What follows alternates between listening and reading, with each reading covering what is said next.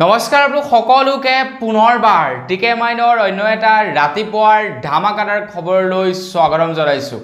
অন্য দিনৰ দৰে আজিও আপোনালোকৰ কাৰণে দিনটোৰ কেবাটাও গুৰুত্বপূৰ্ণ খবৰ লৈ আহিছো। ভিডিওটো প্ৰথমৰ পৰা শেষলৈকে চাই থাকিব আৰু ভিডিওটো আৰম্ভ কৰাৰ আগতে আপোনালোকক এটা ৰিকুৱেষ্ট কৰিম,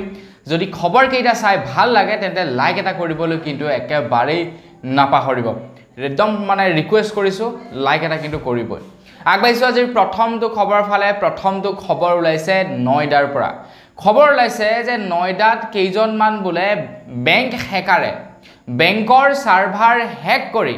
প্ৰায় 16 কোটি টকা 5 দিনত লুটি লৈ যায় বুলি জনাইছে। প্ৰায় 5 দিনত 16 কোটি টকা লুটি নিয়ে এটা বেংকৰ সাৰ্ভাৰ হেক কৰি কেইজনমান হেকাৰে। তো ভাবক 5 দিন তেওঁলোকে লুটি আছে বেংকৰ পৰা টকা, কিন্তু বেংকে গমেই পোৱা নাছিলে। বেংকৰ যিসকল নেকি কৰ্মচাৰী আছিলে তেওঁলোকে একো গমেই পোৱা নাছিলে। যেতিয়া নেকি বেলেন্স শ্বীট মিলালে তেওঁলোকে, তেতিয়া দেখিছে যে বেংকত থাকিব লাগে ইমান কোটি টকা, আছে দেখোন ইমান কোটি টকা, 16 কোটি টকা কি হৈ গৈছে আপোনাৰ কমি আছিলে। তাৰ পাছত গৈ অনুসন্ধান কৰাৰ পাছত গম পাইছে যে কোনোবা হেকাৰে 16 কোটি টকা লুটি লৈ গ'ল বুলি জনাইছে। গতিকে আপোনালোকেও অনাগত সময়ত এইটো মনত ৰাখিব, কেতিয়াবা যদি কোনোবা লোকে আপোনালোকক ফোন কৰি কিবা OTP খোজে বা আপোনালোকৰ ATM নাম্বাৰ খোজে বা আপোনালোকৰ ATM CVV কোড খোজে, যি কোনো ধৰণৰ আপোনাৰ পাৰ্সোনেল ইনফৰমেশন যদি কোনোবাই কেতিয়াবা আপোনাৰ মোবাইল ফোনত খোজে, তো আপোনালোকে পৰাপক্ষত নিদিবই। কাৰণ ভাবক যিবিলাক হেকাৰে নেকি বেংকৰ সাৰ্ভাৰ পৰ্যন্ত হেক কৰি পেলাব পাৰে, তো আপোনাৰ মোৰ নিচিনা বেংকৰ একাউণ্টটো হেক কৰাত তেওঁলোকৰ কিমান কঠিন হ'ব, তেওঁলোকে সহজতে হেক কৰি পেলাব। সো সেই কাৰণে পৰাপক্ষত অকণমান সাৱধান হ'ব। দৰকাৰ হ'লে জোৰ পৰাই কৰিছো বুলি নকওঁ কিয়, আপোনালোকৰ বেংকৰ একাউণ্ট নাম্বাৰ, আপোনালোকৰ ATM নাম্বাৰ, ATM পিন এইবিলাক যদি খুধে ন, পৰা ভুলতেও আপোনালোকে সেই কলটিত কি কৰিব, সেইবিলাক ডিটেইলছ আপোনালোকে নিদিবই। এইটো মনত ৰাখক। দৰকাৰ হ'লে অৰিজিনেল বেংকৰ পৰাই ফোন নকৰক কিয়, আপোনালোকে সেইবিলাক কেতিয়াও নিদিব, আৰু বেংকৰ পৰা ফোন কৰিলে সেইবিলাক ডিটেইলছ আপোনালোকক নিবিচাৰেও। গতিকে সেইটো ভয় কৰিব আপোনালোকে নালাগে। আগবাইছো ইয়াৰ পাছৰটো খবৰ ফালে। ইয়াৰ পাছৰ খবৰটো ওলাইছে মথুৰাৰ পৰা। মথুৰাৰ এজন পূজাৰী অনন্ত আম্বানীৰ বিয়াৰ কাৰ্ড দিবৰ কাৰণে আহিছিলে, মুকেশ আম্বানীৰ পুতেকৰ বিয়াৰ এখন কাৰ্ড দিবৰ কাৰণে আহিছিলে। এতিয়া মুকেশ আম্বানী এইটো ডাইৰেক্ট অহা নাই, আৰু তেখেতে কাৰোবাক পঠাইছিলে অনন্ত আম্বানী বিয়াৰ কাৰ্ডখন পূজাৰীক দিবৰ কাৰণে। আৰু সেই পূজাৰীজনে কোৱা অনুসৰি যিকেইজন লোকে নেকি তেখেতক কাৰ্ডটো দিবলৈ আহিছিলে, তো তেখেতলোকে কাৰ্ডটো দিলে আৰু একপি ফটো তুলিলে। তাৰ পাছত কাৰ্ডখন তেখেতলোকৰ লগতে লৈ গ'ল বুলি জনাইছে। আৰু এটা ভিডিঅ' ফুটেজো বৰ্তমান সময়ত ভাইৰেল হৈছে, যিটো ভিডিঅ' ফুটেজত দেখা পাইছো যে সঁচাকৈ সেই পূজাৰীজনৰ ওচৰলৈ নিমন্ত্ৰণ দিবলৈ অহা মানুহকেইজন আহিছিলে। তেখেতলোকে কাৰ্ডখন দিলে, ফটো মাৰিলে, তাৰ পাছত কাৰ্ডখন ৰিটাৰ্ণ তেওঁলোকে লৈ গুচি গ'ল। এতিয়া আপোনালোকে হয়তো ক'ব যে মুকেশ আম্বানী আকৌ এইটো কেনেকুৱা ধৰণৰ কাম কৰিছে, শ্ব' অফ কৰিবৰ কাৰণে কাৰ্ডখন দিছিলে নেকি? তো তেনেকুৱা ধৰণৰ কথা নহয়। ইমান টকা খৰচা কৰিছে, তো এখন সামান্য কাৰ্ড তেখেতে কাৰোবাক দি আকৌ ৰিটাৰ্ণ লৈ নাহে। তো এই কামটো কৰিছে সেইসকল লোকে যিসকল লোকে নেকি বিয়াৰ নিমন্ত্ৰণ দিবলৈ গৈছিলে। কাৰণ মুকেশ আম্বানীৰ যিখন নেকি বিয়াৰ নিমন্ত্ৰণী পত্ৰ, সেইখনৰ দামেই কিমান হ'ব তাৰ কোনো ঠিক নাই, কিয়নো সেইখনত পিয়ৰ ৰূপ আপোনাৰ ৰূপেৰে নিমন্ত্ৰণী পত্ৰ বনোৱা হৈছে। নিমন্ত্ৰণী পত্ৰ এখনত এডোখৰ পিয়ৰ ৰূপ প্ৰদান কৰা হৈছে, আৰু সেই ৰূপডোখৰ দাম কিমান হ'ব পাৰে সেইটো মই বৰ বিশেষ নাজানো, কিন্তু ভালেমান ৰূপ, আৰু এটা ধৰি লওক 500 টকীয়া বান্ডিল যেনেকুৱা হ'ব সিমানটো পৰিমাণৰ এটুকুৰা পিয়ৰ ৰূপ প্ৰদান কৰা হৈছে। গতিকে তেওঁলোকে হয়তো কি কৰিছে, মুকেশ আম্বানীক হিচাপ দিবৰ কাৰণে আপোনাৰ ফটোকপি মাৰিলে, তাৰপিছত কাৰ্ডখন লৈ গুচি গ'ল, পাছত ৰূপখিনি হয়তো বিকি দিব চাগে। তো সেইকাৰণে চাগে তেনেকুৱা ধৰণৰ কৰিব পাৰে। আগবাইছো ইয়াৰ পাছৰটো খবৰ ফালে। ইয়াৰ পাছৰ খবৰটো ওলাইছে গোলাঘাটৰ পৰা। খবৰ ওলাইছে যে গোলাঘাটৰ বৰজান চাহ বাগিচাৰ অন্তৰ্গত অঞ্চলসমূহত বোলে গোলাঘাটৰ আৰক্ষী আৰু আবকাৰীৰ যৌথ সহযোগত কেইবাটাও চুলাই ঘাটি উৎখাত কৰে বুলি খবৰ ওলাইছে। তো বন্ধু বান্ধৱীসকল, আবকাৰী বিভাগ আৰু আৰক্ষী যায় চুলাই ভাটিৰ পৰা ভাঙি লণ্ড ভণ্ড কৰে, আৰু এইটো কৰিবও লাগে মোৰ মতে। তো এই কাৰণে কৰিব লাগে কাৰণ এনেকুৱা বিলাকৰ পৰা মানুহৰ ঘৰ যথেষ্ট পৰিমাণৰ অশান্তি হয়। গাঁওবিলাকত এই বস্তুটো বেছিকৈ দেখা পোৱা যায় যিবিলাক গাঁৱত নেকি আপোনাৰ মদ বিক্ৰী হয় সেইবিলাক গাঁৱৰ মানুহবিলাকৰ ঘৰত যথেষ্ট পৰিমাণৰ অশান্তিৰ সৃষ্টি হয় কাৰণ আৰু সেই ৰাতিপুৱাৰ পৰা গৈ মদ খাবগে দিনডাল খাই হুলস্থুল কৰিব ঘৰখনত অশান্তি হয় এইটো সব গাঁৱতে যিবিলাক গাঁৱত নেকি মদ বিক্ৰী হয় প্ৰায়বিলাক গাঁৱতে ঠিক তেনেকুৱা ধৰণৰ হয় তো আৰক্ষীয়ে সেইটো ভাল পদক্ষেপে মোৰ মতে হাতত লৈছে সব জেগাতে তেনেকুৱা ধৰণৰ কামবিলাক কৰিব লাগে আগবাইছো ইয়াৰ পাছৰটো খবৰ ফালে ইয়াৰ পাছৰ খবৰটো ওলাইছে আমাৰ অসমৰ যিসকল নেকি কন্ট্ৰলৰ দোকানী আছে তেওঁলোকৰ কাৰণে এটা ভাল খবৰ ওলাইছে আমাৰ অসমৰ যিসকল নেকি কন্ট্ৰলৰ দোকানী আছিল তেওঁলোকে গুৱাহাটীত কিছু এই কেইদিন তেওঁলোকে আন্দোলন কৰি আছিল প্ৰতিবাদ কৰি আছিল বুলি ক'ব পাৰি কাৰণ তেওঁলোকে যি নেকি পাব লগা কমিশন 5 মাহ দিন নে কিমান হ'ল তেওঁলোকক কমিশন সমূহ পৰিশোধ কৰা নাই অসম চৰকাৰে যাৰ কাৰণে নেকি তেওঁলোকে প্ৰতিবাদ সাব্যস্ত কৰিছিল যে তেওঁলোকক যি নেকি বাকেয়া ধন আৰু তেওঁলোকক কমিশন দিব লগা আছে হেয়া যাতে অতি শীঘ্ৰে অসম চৰকাৰে তেওঁলোকক দি দিয়ে তো তাৰ কাৰণে তেওঁলোকে প্ৰতিবাদ কৰিছিল এতিয়া তেওঁলোকে কৰা প্ৰতিবাদৰ ভাল ফল তেওঁলোকে লাভ কৰিলে অসম চৰকাৰৰ ফালৰ পৰা ঘোষণা কৰিছে যে কেন্দ্ৰ চৰকাৰৰ ফালৰ পৰা তেওঁলোকৰ বাবে প্ৰায় 182 কোটি টকা নে কিমান টকা মুকলি কৰিছে এতিয়া তেওঁলোকে যি নেকি পাব লগা কমিশন তেওঁলোকে পাব লগা যি নেকি বাকেয়া ধন আছে তো সেই ধন বা কমিশন এতিয়া যিসকল নেকি ৰেচন দোকানী আছে তেওঁলোকক দিয়া হ'ব বুলি জনাইছে তো যিসকল ৰেচন দোকানীয়ে নেকি আপোনাৰ প্ৰতিবাদ কৰিছিল তো তেওঁলোকৰ এটলিষ্ট কিবা এটা সুবিধা হল ময়ো ইয়াৰ ওপৰত এটা ভিডিও বনাইছিলো ৰেচন দোকানীসকলৰ ওপৰত ৰেচন দোকানীসকলৰ হৈ এটা ভিডিও বনাইছিলো মানে ৰেচন দোকানীসকলক সাপোৰ্ট কৰি যে অসম চৰকাৰে সেইটো কৰিব নালাগে তেওঁলোকৰ প্ৰয়োজনীয় টকাসমূহ সময়মতে দি দিব লাগে সালা কথা এখাৰ আছে নহয় বলে উপকাৰীক অজগৰে খায় পাছত কি হৈ গ'ল আপোনাৰ তাতে মানে এটা এমাউন্ট কওঁতে অকণমান ভুল হৈ গৈছিল আৰু যাৰ কাৰণে কি মই সেই লিখিত দিব লগা হৈছে যে মোৰ এনেকুৱা ভুল ভৱিষ্যতলৈ নহয় এই খবৰটো মানে বৰ্তমান যেটো নেকি খবৰ ওলাই আছে তো এই খবৰটো আপোনালোকে চাব অসমৰ যিবিলাক নেকি ভাল নিউজ চেনেল আছে তাত কোটোৱে কিন্তু প্ৰকাশ কৰা হোৱা নাই কিন্তু মই কৰিছিলো কিন্তু তেওঁলোকে মোৰ ওপৰতে আপোনাৰ হেৰি কৰি দিলে সেইবিলাকে আৰু উপকাৰীক বুলে অজগৰে খায় আগবাইছো ইয়াৰ পাছৰটো খবৰ ফালে ইয়াৰ পাছৰ খবৰটো ওলাইছে BSNL ইউজাৰ সকলৰ কাৰণে এটা ভাল খবৰ ওলাইছে মই হিদিনাখন আপোনালোকক খবৰ জনাইছিলো যে BSNL কোম্পানীত এতিয়া ৰতন টাটা অৰ্থাৎ টাটা গ্ৰুপ অফ কোম্পানীয়ে প্ৰায় 15000 কোটি টকা ইনভেষ্ট কৰিছে 15000 কোটি টকা ইনভেষ্ট কৰিছে টাটা গ্ৰুপ অফ কোম্পানীয়ে BSNL প্ৰায় 15000 কোটি টকা ইনভেষ্ট কৰিছে তো তাৰ লগে লগে এতিয়া ৰতন টাটা আৰু BSNLৰ সহযোগত এটা খবৰ ওলাই পৰিছে যে এতিয়া ভাৰতবৰ্ষত তেওঁলোকে 4G ইন্টাৰনেট বহাব বুলি জনাইছে বৰ্তমান সময়ত BSNLৰ টাৱাৰ খুবেই কম যাৰ কাৰণে নেকি BSNLৰ কানেক্টিভিটি যথেষ্ট বেয়া কিন্তু এতিয়া এটা ভাল খবৰ ওলাইছে আমাৰ অসমতো বুলে প্ৰায় 3000 নতুনকৈ টাৱাৰ বহাব বুলি জনাইছে BSNL আৰু গোটেই ভাৰতবৰ্ষত 10000তকৈ অধিক নতুনকৈ 4G টাৱাৰ বহোৱা হ'ব BSNLৰ তৰফৰ পৰা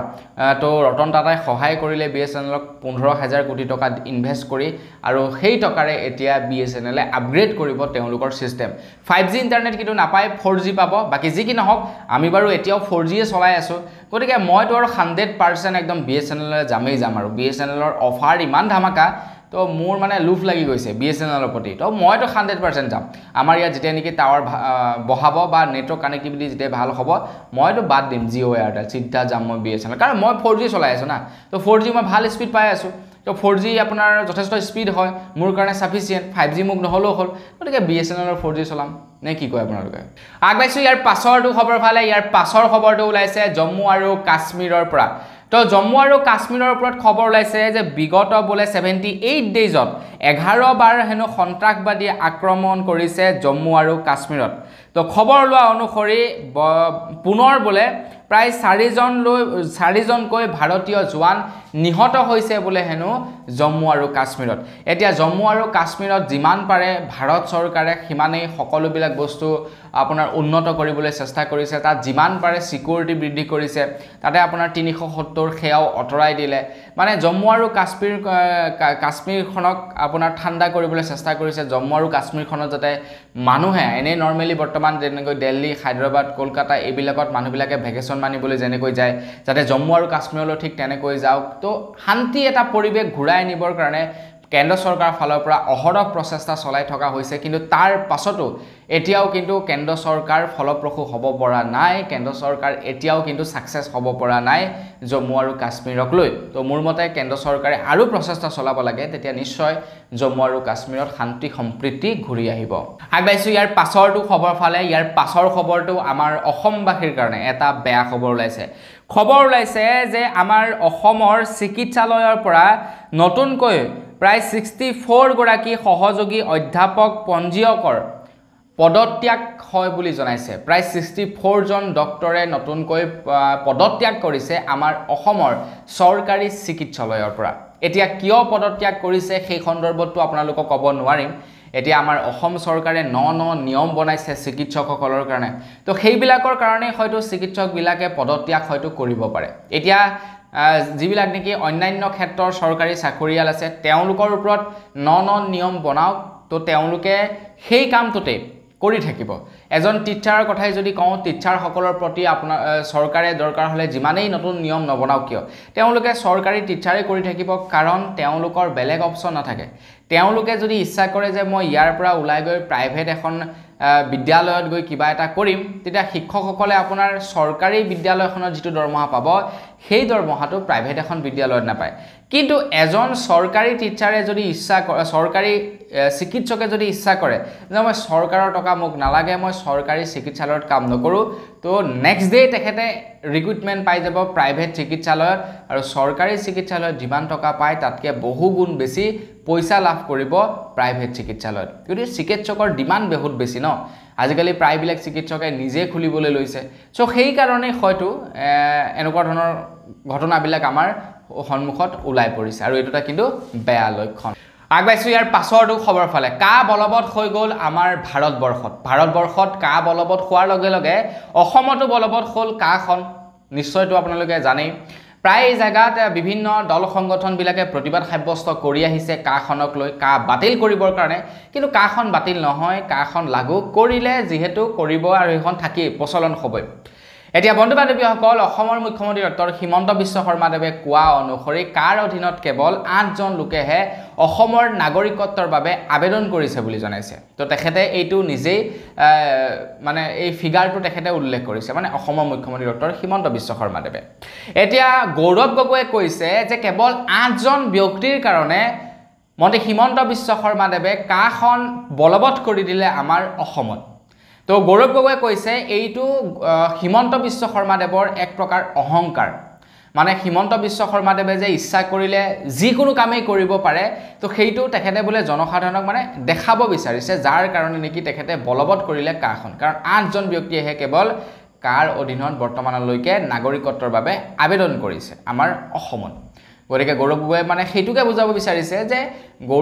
হিমন্ত বিশ্ব শৰ্মাদেৱে কেৱল 8 জন ব্যক্তিৰ কাৰণে কাখন বলবৎ কৰিলে তো এইটো হিমন্ত বিশ্ব শৰ্মাদেৱৰ এক প্ৰকাৰ ক'বলৈ গ'লে অহংকাৰ বুলি কৈছে গৌৰৱ গগৈয়ে তো আপুনি কি ক'ব এই সন্দৰ্ভত কমেন্ট এটা কৰি জনাব আগবাইছো ইয়াৰ পাছৰটো খবৰ ফালে ইয়াৰ পাছৰ খবৰটো ওলাইছে চৰকাৰী চাকৰিয়ালসকলৰ কাৰণে হয়তো 2024 আৰু 2025 যিখন নেকি বাজেট ধাৰ্য কৰা হ'ব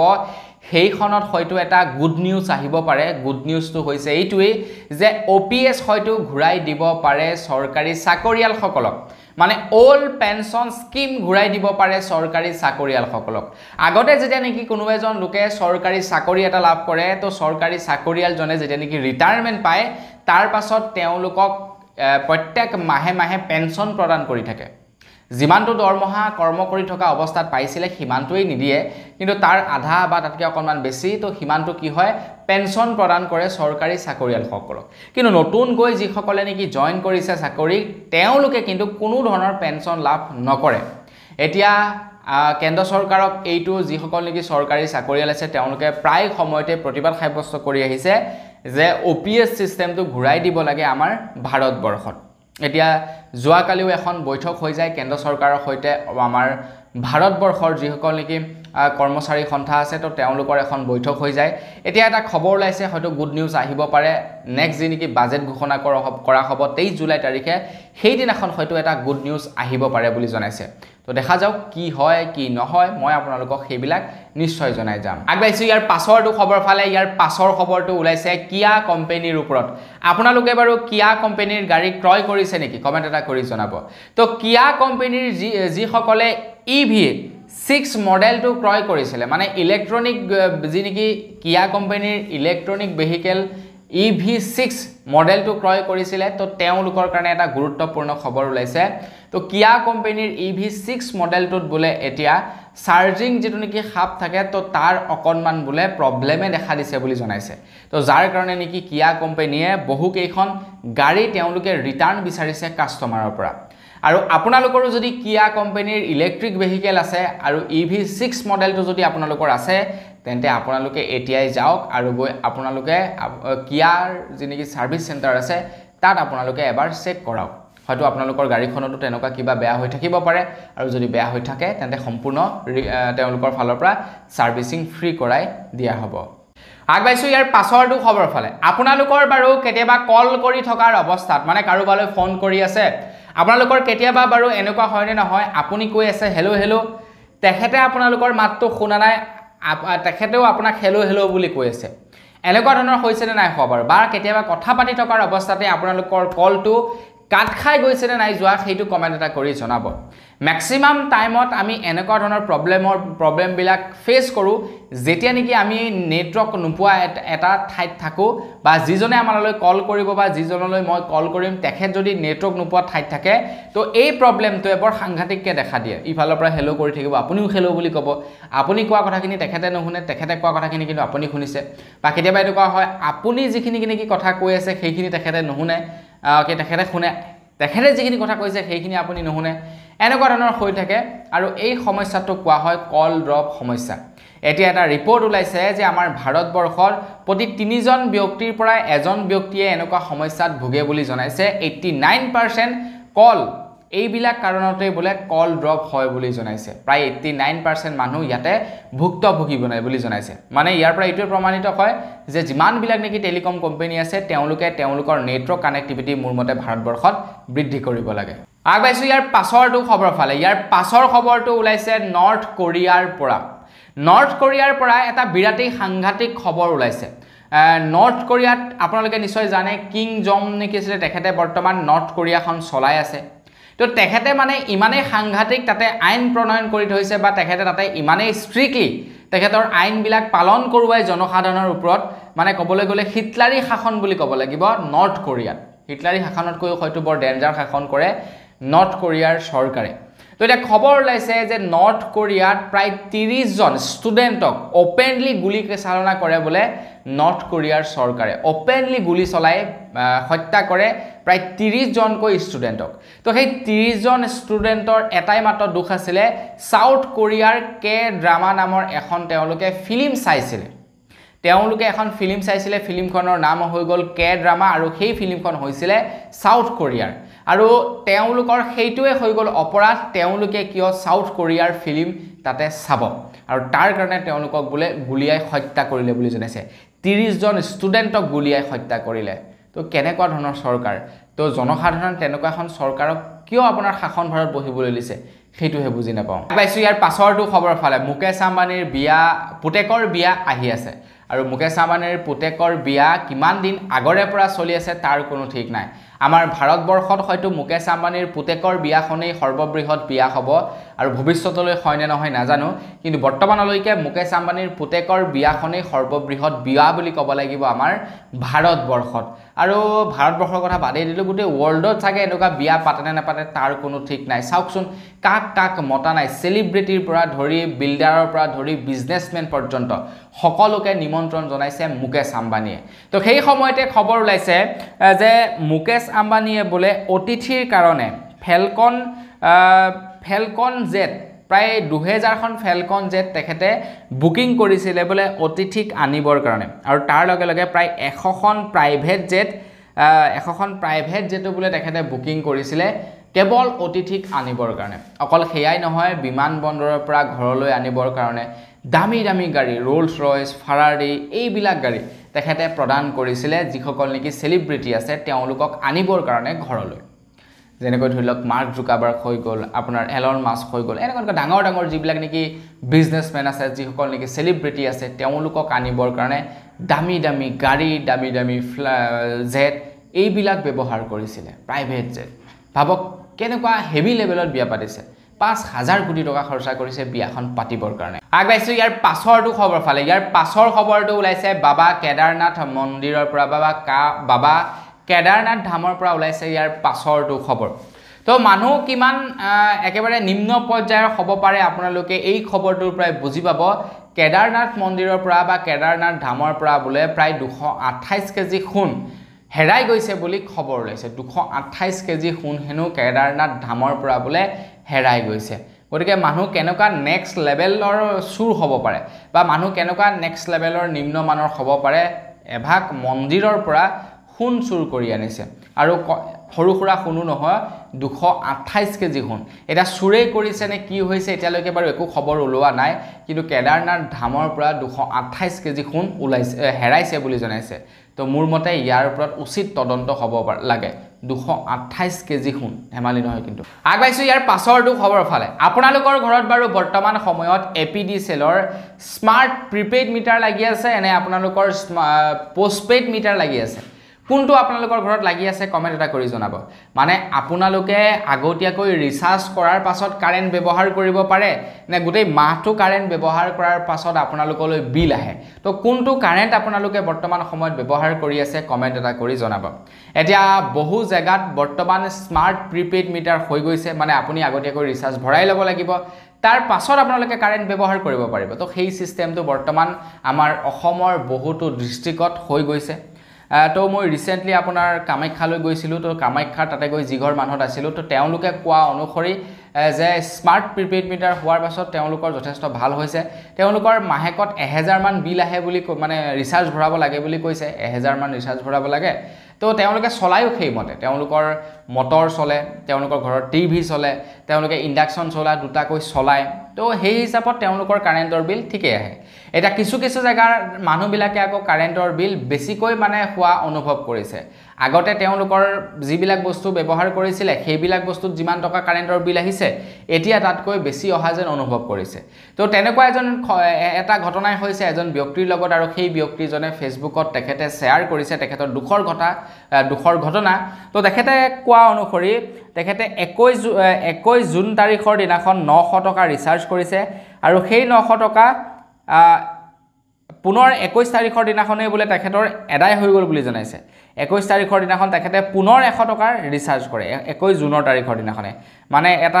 একেটা দিনৰ ভিতৰতে তেখেতে 1000 টকা ৰিচাৰ্জ কৰে তাৰ পাছত আকৌ 28 তাৰিখৰ দিনাখন তেখেতে 200 টকা ৰিচাৰ্জ কৰিব লগা হৈছে বুলি জনাইছে তো তেখেতে কৈছে বহুত বেছি আমাৰ টকা গৈছে তো এনেকুৱা যদি হয় হসাকৈ আমাৰ ঘৰটো প্ৰিপেইড মিটাৰ লগাবলৈ নিদু তো আপুনি দিবনে নিদিব কমেন্ট এটা কৰি জনাব আগবাইছো ইয়াৰ পাছৰটো খবৰ ফালে বিজেপি চৰকাৰ অহাৰ পাছত আপোনালোকে হয়তো দেখা পাইছে যে খুৰাহুৰে চাকৰি দিছে বিশেষকৈ কবলৈ গলে সৰ্বানন্দ সোণোৱাল ডাঙৰীয়াৰ দিনত নহয় হিমন্ত বিশ্ব শৰ্মাৰ দিনত আমি দেখা পাইছো যে তেখেতে 1 লাখ লোকক চাকৰি বৰ্তমানলৈকে প্ৰায় দিয়াৰ নিচিনাই আৰু মানে নিযুক্তি আপোনাৰ হেয়া চাকৰি মানে এডভাৰটাইজমেন্ট ওলালে যেতিয়া আৰু নিযুক্তিটো হ'বই আৰু গতিকে 1 লাখ চাকৰি সম্পূৰ্ণ হ'বগে আৰু মন্ত্ৰী হিমন্ত বিশ্ব শৰ্মা দেৱে কিন্তু বেলেগকৈ কৈছিলে তেখেতে কৈছিলে যে আমি প্ৰত্যেক বছৰে 1 লাখ দিম কিন্তু সেইমতে কাম কৰিব নোৱাৰিলে তো তেখেতে নোৱাৰাতে হয়তো চাগে এনেকৈ চাকৰি বিলাক দিছে আৰু নহলে হয়তো নিদিলেহেঁতেন বাকি তেখেতৰ 2 বছৰ মান হ'বলে হ'ল তো 1 লাখ এতিয়ালৈকে সম্পূৰ্ণ হোৱা নাই হ'বহে তো আমি দেখা পাইছো যে মন্ত্ৰী হিমন্ত বিশ্ব শৰ্মা দেৱে চাকৰি দিছে বা বিজেপি চৰকাৰে চাকৰি দিছে কিন্তু